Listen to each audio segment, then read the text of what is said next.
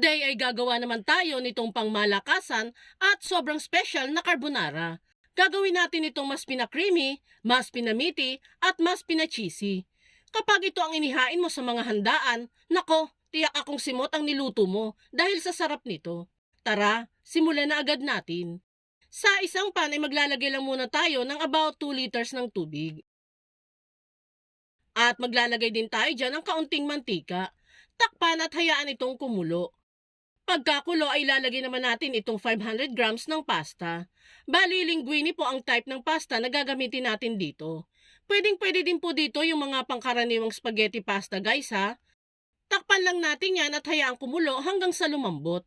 Kapag bahagya ng kumaunti ang tubig, ay check natin kung lumambot na ba ang nilulutong pasta. Kapag lumambot na yan, ay maaari na natin itong hanguin at iset aside. Dito ulit sa ating pan ay maglalagay lang tayo ng kaunting mantika. Lagay na natin dyan itong hinati-hati natin na sweet ham. Yung sweet ham na gamit natin dyan is yung mumurahin lang na nabibili sa mga palengke o talipapa na malapit dyan sa inyo. Bali isang balot po nun ang ginamit natin. Bali lulutuin lang natin ito hanggang sa maging slightly toasted na itong mga sweet ham.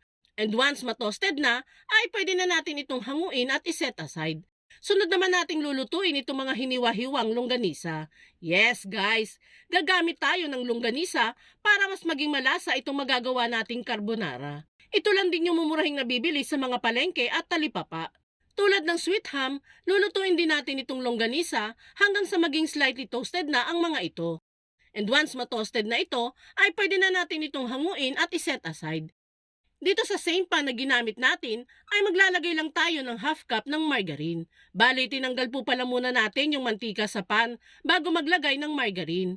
Pagkatunaw ng margarine ay igigisa naman natin dito ang sibuyas at bawang. Igigisa lang natin yan hanggang sa lumabas na ang aroma ng ginigisa nating mga aromatics. Pagkagisa ng sibuyas at bawang ay ilalagay na natin dito yung mga tinosted nating sweet ham at longganisa. Igisa-gisa lang natin yan ng 1 minuto at saka natin isusunod dyan ng isang maliit na lata ng mushrooms. Igisa-gisa muna natin yan ng kahit 1 minute lamang po. Kung nakaabot ka sa part ng video nating ito, it means na interested ka sa recipe natin today. Kung sakali pong magugustuhan mo itong carbonara recipe natin, pwede po bang pusuan mo naman ang video natin at mag-comment ka na din po ng "This is the best carbonara". Maraming salamat po! Matapos nating magisa-gisa itong niluluto natin, ay magtatabi naman tayo ng konti nito para pang toppings natin mamaya. After niyan ay pwede na nating ilagay ang 2 lata ng evaporated milk. Sunod na din natin dyan ang 1 pack ng all-purpose cream. Sa ingredient pa lang natin guys, makikita nyo na talagang sobrang creamy talaga na magagawa nating carbonara.